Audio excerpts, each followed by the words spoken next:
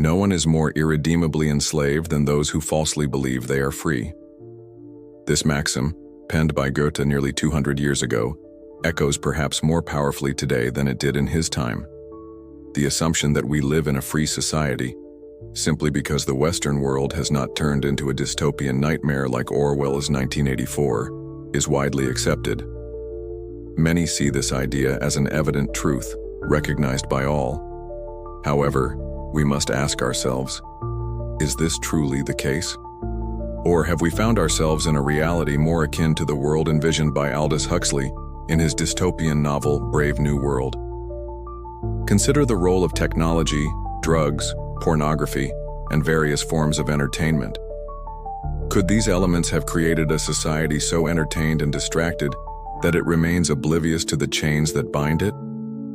When Brave New World was first published in 1931, the dystopian world Huxley described was not seen as an imminent threat.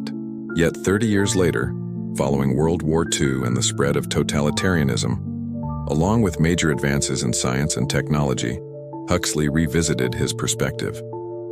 In a 1961 speech, he issued a warning. In the future, ruling classes would learn that population control need not rely solely on explicit force, but could be achieved by submerging the masses in a continuous flow of pleasures. But how can pleasure be used to strip people of their freedom?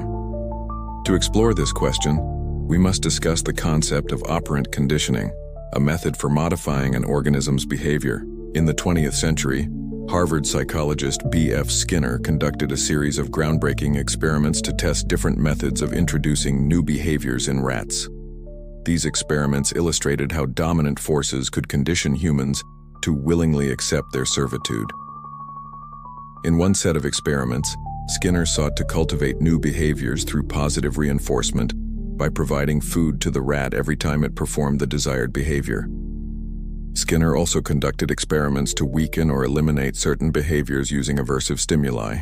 He discovered that while both methods could modify behavior, positive reinforcement was more effective in the long run and led to more enduring changes in behavioral patterns. Huxley was familiar with Skinner's experiments and understood their socio-political implications. In Brave New World and his subsequent works, Huxley predicted the rise of a controlling oligarchy that would conduct similar experiments on humans to promote docility and minimize the potential for social unrest. Both Huxley and Skinner understood the social implications of these methods but differed in their perspectives. Skinner, unlike Huxley, believed that operant conditioning could be used by social engineers for the greater good, leading to the development of a scientifically managed utopia. However, an excerpt from Skinner's book, Walden 2, reveals that such mass conditioning could indeed establish a pernicious form of tyranny, where the masses would be enslaved yet feel free. In Brave New World, the primary reward used to condition submission through positive reinforcement was a powerful drug called soma. World controllers encouraged systematic consumption of soma by citizens for the state's benefit. The drug was consumed daily, providing what Huxley described as holidays from reality. Depending on the dosage, it could induce euphoria, pleasant hallucinations, or act as a potent sleep aid. Additionally, it increased suggestibility, enhancing the effectiveness of the propaganda citizens were continuously subjected to. Yet the controllers of Brave New World did not rely solely on soma. Sexual promiscuity was promoted by the state as an additional tactic to ensure citizens found pleasure in their servitude.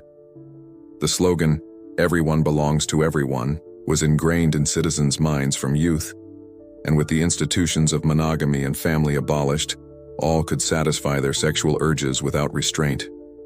The constant access to sexual gratification ensured that citizens were too distracted to notice the reality of their situation. State-sanctioned entertainment played a crucial role in creating what Huxley described as a painless concentration camp. Incessant diversions of the most fascinating nature were used by the state as political tools, drowning the citizens' minds in a sea of triviality. The parallels between Brave New World and modern societies are striking.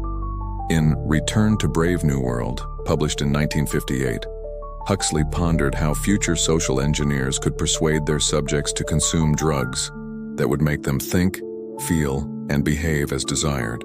He concluded that making the pills available would likely suffice. Today, it is estimated that 1 in 6 Americans uses some type of psychotropic drug, while an opioid crisis spreads across the Western world. The ability to satisfy sexual impulses online has ensnared many in the grips of pornography addiction, and smartphones and other technologies provide pleasurable distractions that consume most people's attention for a significant portion of the day. To what extent are these diversions intentionally directed at us? And to what extent are they mere responses to consumer demand, remains an unresolved question. Yet, regardless of the intentions behind these diversions, the reality is unavoidable. A constantly distracted and dulled populace lacks the mental resources necessary to resist its own enslavement.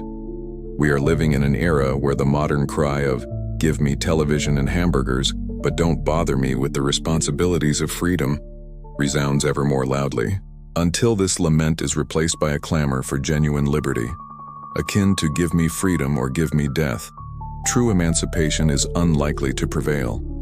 On the contrary, as long as people continue exchanging their freedom for transient comforts and pleasures, the type of social conditioning Huxley warned us about will only become more refined and effective. As technology advances and more information is gathered on how to predict and control human behavior, it becomes not just possible but probable that manipulation tools will become even more sophisticated. Whether the majority of us will be able to resist this sort of manipulation, or even desire to do so, remains to be seen. If current trends persist, we might stand on the brink of dividing humanity into 2 distinct groups: those who willingly embrace their pleasurable servitude, comfortable in their force-fed ignorance, and those who choose to resist, striving to maintain not just their freedom, but their human essence. After all, as the former slave Frederick Douglass observed in the mid-19th century, long before Huxley penned Brave New World, when a slave becomes a happy slave, he effectively relinquishes all that makes him human. This dichotomy between pleasure and freedom raises disturbing questions about our present time. Are we approaching the world Huxley feared? And if so, are we ready to fight for our autonomy in a world that incessantly offers us escapes and fleeting pleasures as substitutes for genuine freedom? Convenience is a choice, and perhaps we stand at the threshold of having to choose between a life of superficial pleasures or one of true meaning and freedom. The task before us is introspective and urgent. We must question our own lives and the distractions we seek. We must remain vigilant against the fleeting comforts that soothe us while diverting us from critical thought.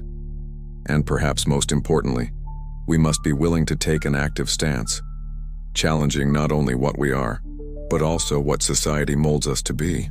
Rejecting the anesthesia of easy comfort may be the first step towards true enlightenment and social emancipation. By recognizing and refusing the ease of our relentless entertainment, we re-engage our humanity and rekindle the flame of curiosity and autonomy. This is the call Huxley left us, a reminder that the pursuit of pleasure, when unchecked, can become a self-imposed prison. To find the balance between embracing the advances of modernity and preserving individual freedom requires conscious and continuous effort. We need to rediscover the power of refusal, refusing to be sedated into oblivion, refusing to adopt unconscious conformity, refusing to yield to triviality. By doing so, we can dignify the human journey, not just as passive passengers, but as active agents of our shared destiny. If this analysis piqued your curiosity and reflection, subscribe to our channel to continue exploring the complexities of the human condition in our modern era. Share in the comments how you are perceiving and resisting the influences of control in your life. Together we can unravel these layers of influence and fight for true freedom and humanity. Until the next video.